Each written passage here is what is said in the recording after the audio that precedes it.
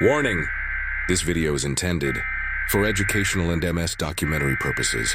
The host, Jenny, of the podcast show, The Demon Within, is not a doctor or any type of professional medical advisor.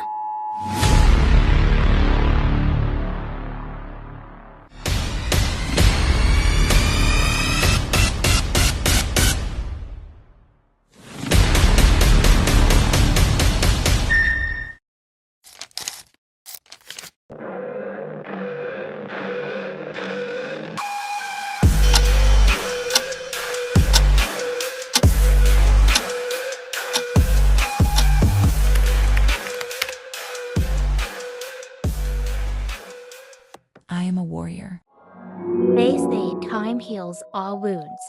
But for those of us living with multiple sclerosis, we know that some wounds just don't vanish. They go underground. They hide in the marrow of our bones and the firing of our nerves. We call it the demon within. But what if the demon has a name? What if it's a memory? Welcome back to The Demon Within, Surviving MS. I'm your host, Jenny. Today, we are investigating a cold case. Your childhood.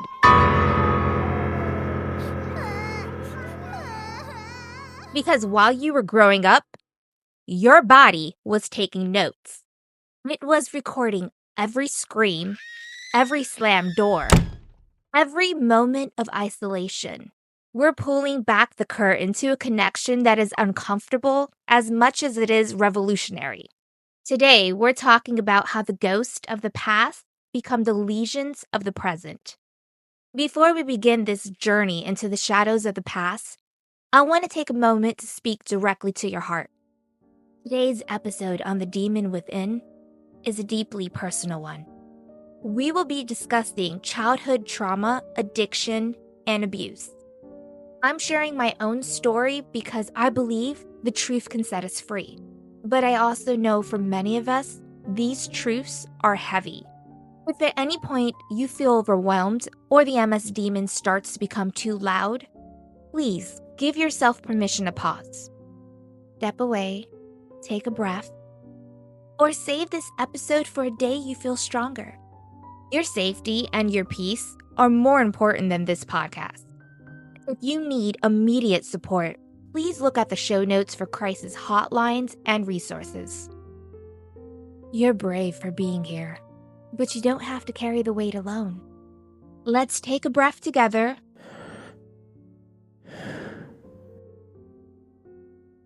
And begin. Don't touch that dial. You won't believe the tip we're sharing in the next segment. It's a total game changer for your daily routine. But before we hit a home run with that, let's take a quick time out for a word from the amazing sponsors making this show possible. Stick around. You don't want to miss this. Surviving Life is a deeply honest and uplifting memoir by Ricky Harvey, a British author who has lived with primary progressive MS for over 2 decades. From a turbulent childhood marked by family conflict to the challenges of serious illness, Ricky shares a life shaped by resilience, love, travel, and unmistakable British humor. This is not a medical book, but a lived experience story, one that balances tears with laughter and hardship with hope. Along the way, Ricky reflects on marriage, family, disability, and the importance of finding light even in the darkest moments. As praised by Paul Lima, the book is told with humor, honesty, and a huge heart.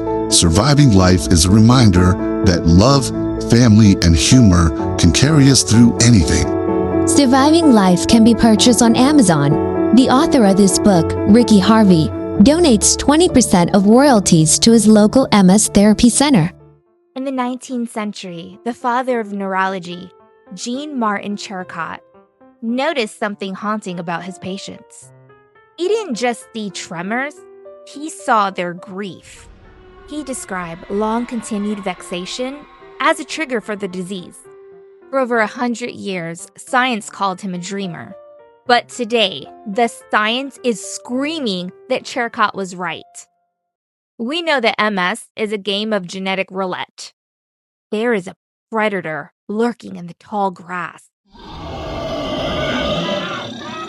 The Epstein-Barr virus, or also known as EBV. Now let's dive deep into the sleeping giant, this EBV virus. To understand why childhood trauma is so dangerous, we have to look at the entity it awakens.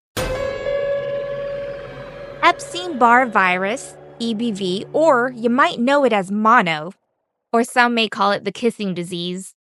But in the world of neurology, it's something more sinister.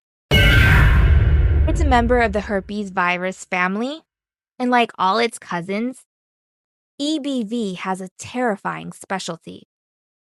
It never leaves.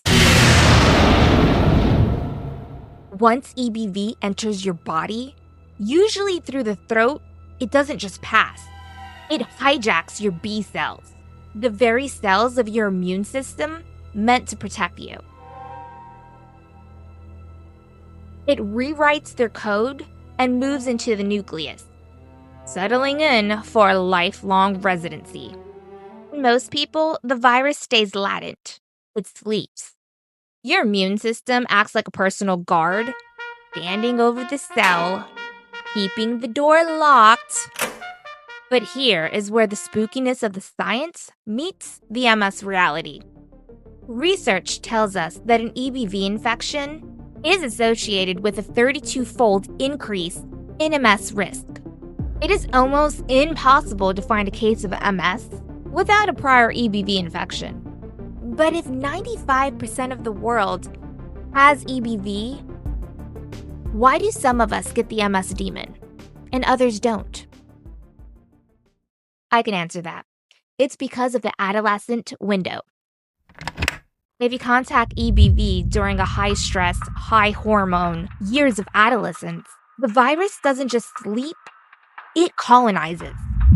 And if your body is already under the shadow of toxic stress from childhood trauma, your prison guard, aka your immune system, is exhausted, it's distracted, it's weak. To understand this connection, we have to talk about the weight we're forced to carry as children. Scientists call them ACEs, adverse childhood experiences. It sounds like a sterile clinical term, but in reality, an ACE score is a map of the shadows in your childhood home. First identified in a landmark study by Kaiser Permanente, ACEs are the unseen artifact of adult diseases. They come in 3 categories of haunting: abuse, neglect, and household dysfunction. Growing up with the domestic violence, substance abuse, or the sudden loss of a parent. Think of each ACE as a heavy stone placed in a child's backpack. 1 stone is a burden, 4 stones is a breaking point. When a child lives in the shadows, they enter a state of toxic stress. This isn't good stress, this is a biological flood. It's as if the brain's smoke alarm, the amygdala, gets stuck on the on position, screaming, "Danger!" every hour of every day for 4 years. While the child is trying to survive the day, their body is making a terrible trade-off. It redirects all the energy into fight or flight and steals that energy away from the immune system. This constant flood of cortisol acts like acid on the nervous system wiring. By the time this child reaches adolescence, critical window for MS susceptibility, their biology is weathered. Their immune system is like a prison guard who's been standing at high alert for so long that they are utterly exhausted. And that is when the MS predator sees its opening. Under the pressure of ACEs, the guard, aka your immune system, falls asleep at the post. The virus wakes up. This is a reactivation. Through a spooky phenomenon called molecular mimicry, the virus begins to look like your myelin. You're exhausted. Confused immune system tries to attack the virus, but it gets lost in the fog of war. It starts a friendly fire, on your own central nervous system, tearing away your nerve insulation as if it were the virus itself. The trauma didn't cause the MS directly, it simply took the lock off the cage of the giant. If you contact EBV during the turbulent years of adolescence, your risk for MS doesn't just climb, it explodes by 32-fold. But EBV is a lazy predator. It needs a weakened gatekeeper. This is where childhood trauma comes in. If you think this is just stress in your head, then you need to look at the research. To find the smoking gun, we have to look at the groundbreaking study by Professor Makoto Inoue at the University of Illinois. His team wanted to know the answer to, can a wound of a soul in infancy lead to a hole in the myelin as an adult? The researchers created a haunting environment for neonatal mice. They separated the babies from their mothers and performed saline injections, stimulating both emotional abandonment and physical distress. They let these mice grow into adults, seemingly healthy on the surface, but the MS demon was already inside. When they triggered the animal version of MS, experimental autoimmune encephalophilitis, I know I'm not saying that right, EAE, okay, that's the abbreviation for that. In these mice, the results were horrifying. These traumatized mice didn't just get sick, they suffered a vicious treatment-resistant form of the disease.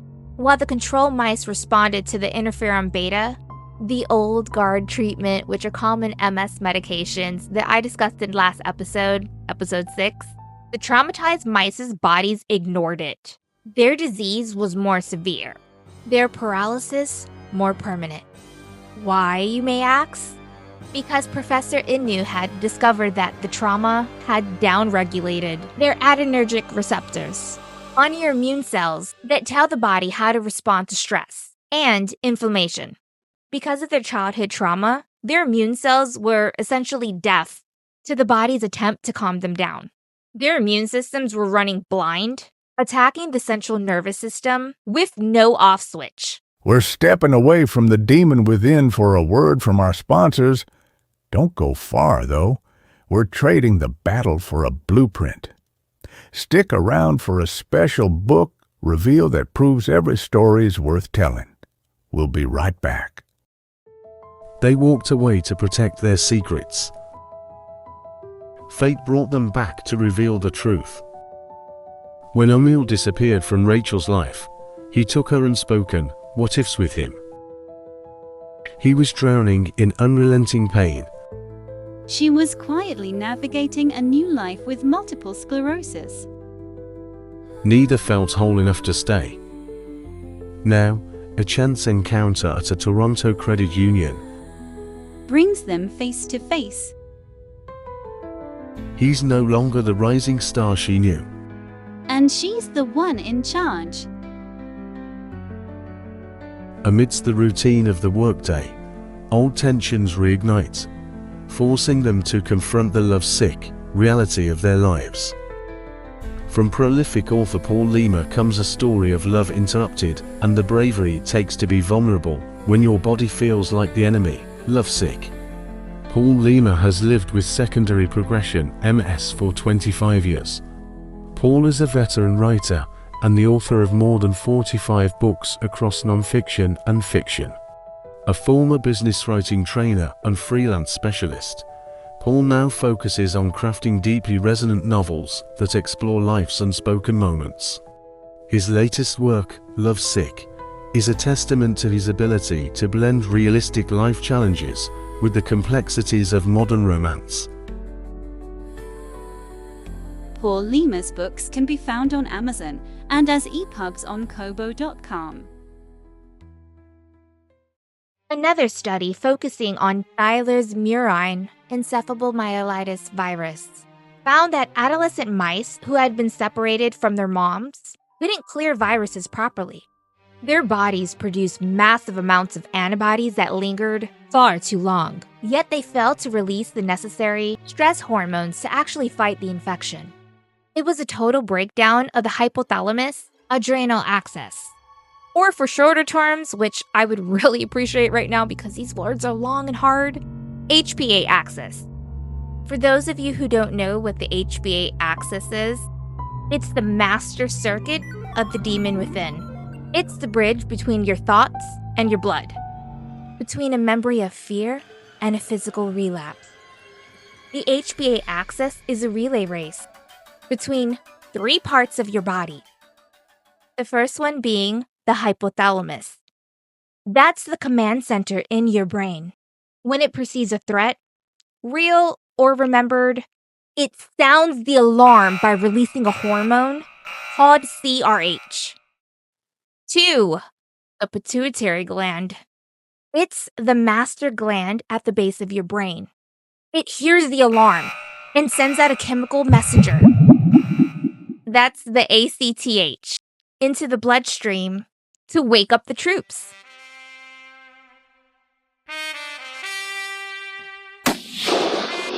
And 3, the final one, the adrenal glands.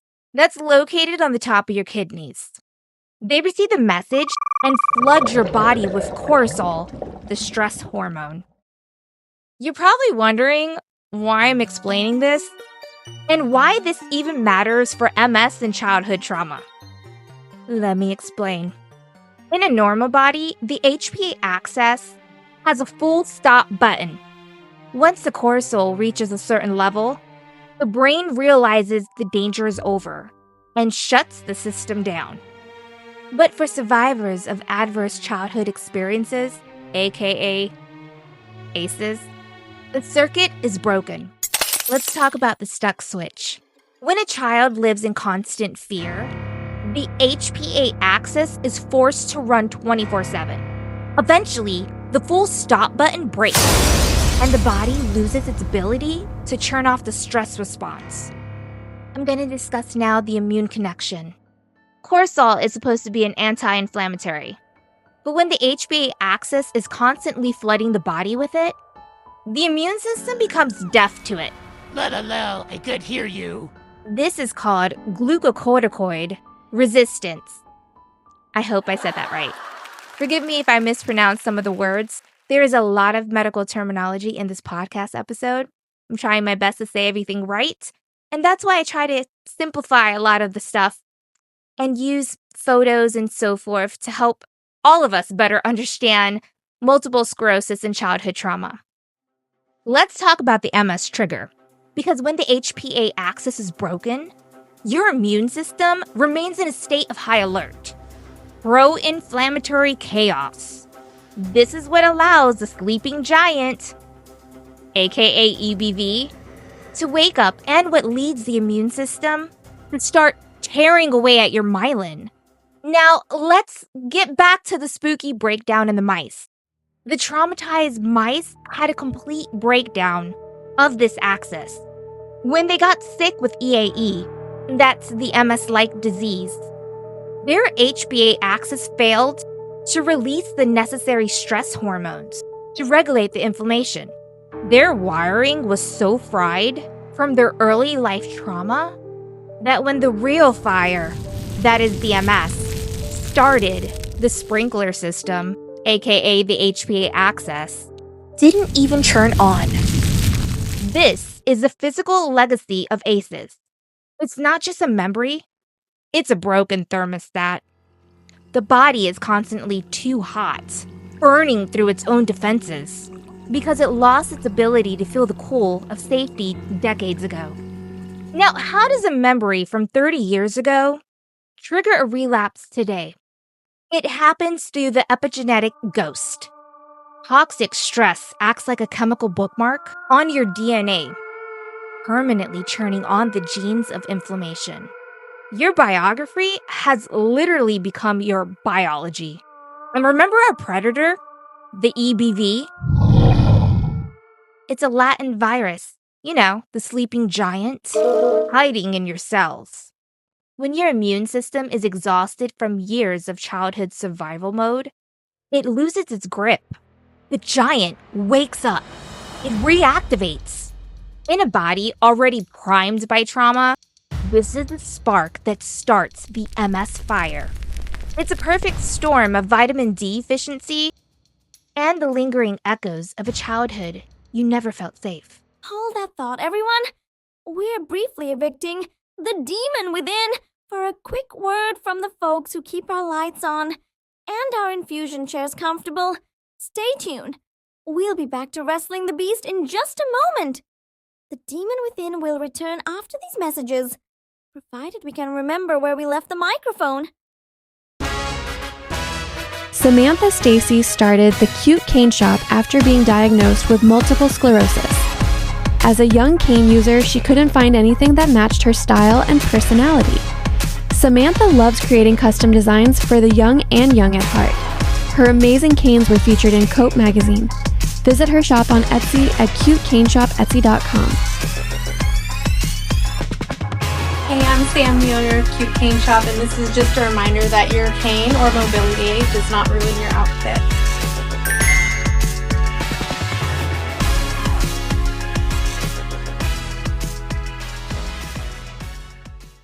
There is a twilight zone in MS, a hormonal phase where neurodegeneration begins years, maybe even decades, before the first symptom appears. The divorce, the conflict, the grief we experience right before diagnosis. These might not be the cause, but the final shove that pushes an already struggling system over the clinical threshold. Come here. Listen closely. This research isn't a life science. It's an exorcism. For too long, we've blamed our bodies for failing us.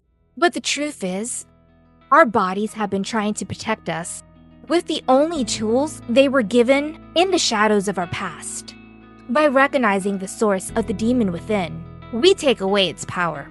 We can stop fighting ourselves and start the deep, quiet work of somatic healing. This research isn't meant to make us victims. It's literally meant to offer an exorcism on this demon that we all want gone. By recognizing the source, we can stop asking, why is my body failing me? And start asking, how can I finally tell my body that the danger is over? The body never forgets, but with knowledge, it can learn to forgive. I say those words to you today, not just as a host or as a researcher for this podcast, but as a survivor. I found this research on MS and trauma so compelling because for the first time, it gave a name to the ghost that's been haunting my nervous system since childhood. You see, behind this smile lies a little girl who was once disregarded. A girl who was invisible unless she was being punished. My biological mother was never a mother.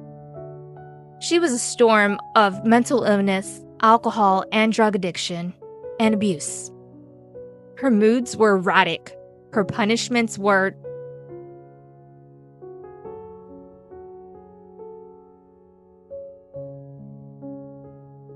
they were the kind of things you only see in horror movies. She would take me into homes where she bought her drugs from. Dark places where really bad things happened to me. I'm not going to start describing those events in my life. I'm still learning to deal with them on my own, and they are too horrible to discuss on this podcast. If you're imagining the worst things possible right now, I can assure you it's far worse. Years ago, I did try to write a memoir of my life, and I had to stop. I couldn't do it. It was the hardest thing I think I've ever tried to do in my life. My body literally would not let me write. I never learned how to cope with my childhood trauma. I only learned to survive. I'm older now. Much, much older than what you guys think I am. But I still haven't grieved. Honestly, I don't even know how to. There is a deep, paralyzing fear, not of the memory themselves, but of the feeling of them. I spent my entire life running from that feeling. I ran towards being a better woman, and a better person than my mother ever was. And in so many ways, I've won. I'm an amazing mother to my 3 children. I'm a wife to an incredible husband. I've built the life I've always dreamed of having. But here's the bittersweet truth of the demon within. While I was busy building a beautiful life, my body was still holding on to that horror. My HbA access was still stuck in that childhood trauma. My immune system was still standing guard, waiting for a blow that never stopped coming. The MS didn't start because I failed. It started because I was so good at surviving that my body eventually ran out of places to put the pain. This is the connection. The childhood trauma set the stage, and the multiple sclerosis is the play. It's the physical manifestation of a childhood spent in a war zone. I share this with you today because I want you to know that if you're battling this disease or any other disease out there, it's not because you're weak. It might be because you were strong for far too long. We aren't just fighting lesions on our MRI. We are learning to finally, safely, come back home to ourselves. We spent this episode identifying the ghosts in the wiring, so it's only fair that I give all my amazing listeners the tools to start an exorcism. Calming a hyper-vigilant HbA access isn't about relaxing.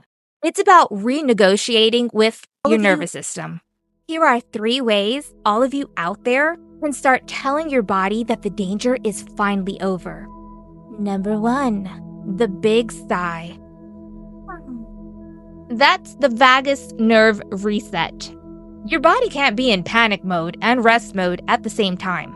You can force the switch by using your breath to vibrate the vagus nerve. Now, what is the vagus nerve? You're probably wondering and asking yourself.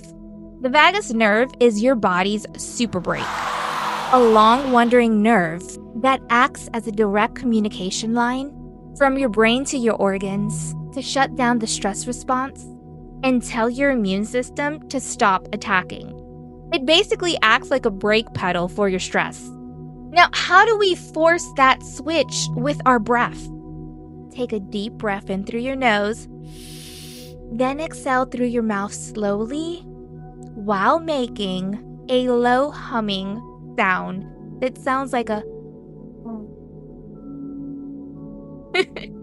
I know it's silly, but it works. So the message that will happen, right? The vibration in your chest tells your brain, I am safe enough to make a noise.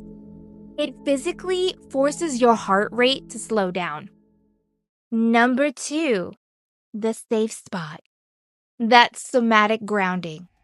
Trauma makes you feel like the danger is everywhere. Grounding forces your brain to realize that the danger isn't happening right now. Let's talk about how to do that. Find one part of your body that feels quiet or neutral. Maybe it's your earlobe, your elbow, or your big toe. I am not sticking my foot up here. Focus all your attention on that one spot for about 30 seconds. It'll help break the loop of the demon within. It teaches your nervous system that even if there's pain or stress elsewhere, there is at least one spot that is safe. This anchors you in the present moment. Number 3, the cold splash. That's a system reboot. If your HbA axis, your internal alarm, is stuck on, sometimes you have to unplug it and plug it back in. Cold water is the fastest way to do a hard reset. How to do this? It's very simple. Splash ice cold water on your face for 15 to 30 seconds. Or hold an ice cube in your hand. This will help trigger a biological reflex that forces your body to calm down instantly. It's like hitting the mute button on a screaming alarm. It breaks the toxic stress cycle and brings you back to the center. Before my multiple sclerosis diagnosis, I spent years thinking I was either crazy or just broken. I was a new mother when the first MS episode hit, just shortly after giving birth. I was going through so much at the time. I went blind in one eye, and I was really struggling to walk. When the MS diagnosis finally came, it's weird to say, but I kind of felt relieved. Because finally, the war I had been fighting inside my body had a name. But even with the best doctors and the strongest meds, I still felt that demon pacing back and forth in my chest. I still felt like that little girl who had to hold her breath to stay invisible. I remember the first time I tried the cold splash. I was having a massive flare, my legs were heavy, and the MS hug felt like a literal iron band around my ribs. I stood at my bathroom sink, looking at my reflection, and I saw her, the little girl who survived the chaos. When I splashed that cold water in my face, for the first time in a decade, I felt my heart rate actually drop. I wasn't just cooling my skin, I was hitting the reset button on a panic that began in my early childhood.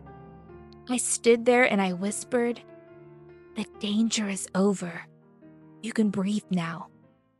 And then there's the big sigh. There are mornings when the fatigue is so heavy, I can't even imagine standing up. In those moments, I don't reach for my phone or any pain medications or therapies to help me cope. I lay there and I hum. And I know that sounds silly, but it works. A low, vibrating ooh. That sound rattles my ribcage. I know it feels silly at first, but then I feel it, the wandering vagus nerve waking up, sending a message to my immune system to stop the riot. It's my way of telling my sleeping giant that it doesn't need to protect me by attacking me. And on the days where the world feels too loud, the days that the trauma and the MS feel like they're teaming up to swallow me whole, if no one is home, I'll sit in front of my fish tank with my little dog. If my kids are home or my husband is home, I'll stay in here, in my pod lab. For me, this place is the safest place I have. I just feel very safe here. Maybe because it's small and it has all my favorite items in it, all my favorite memories. It's just my safe spot, and I love it. It's not only safe, it's peaceful. Well, my whole home is peaceful, but this in particular, I guess because it's so small, I just feel at peace here. And if you haven't noticed, like around me, I don't know how much you can see with the camera, I do have a lot of collectible toys in here. A lot of the stuff is from childhood TV shows I used to watch, things I grew up with. It makes me feel, I guess, the illusion of having a happy childhood without actually have had one, if that makes any sense. It feels good when I come in here. It's my happy place.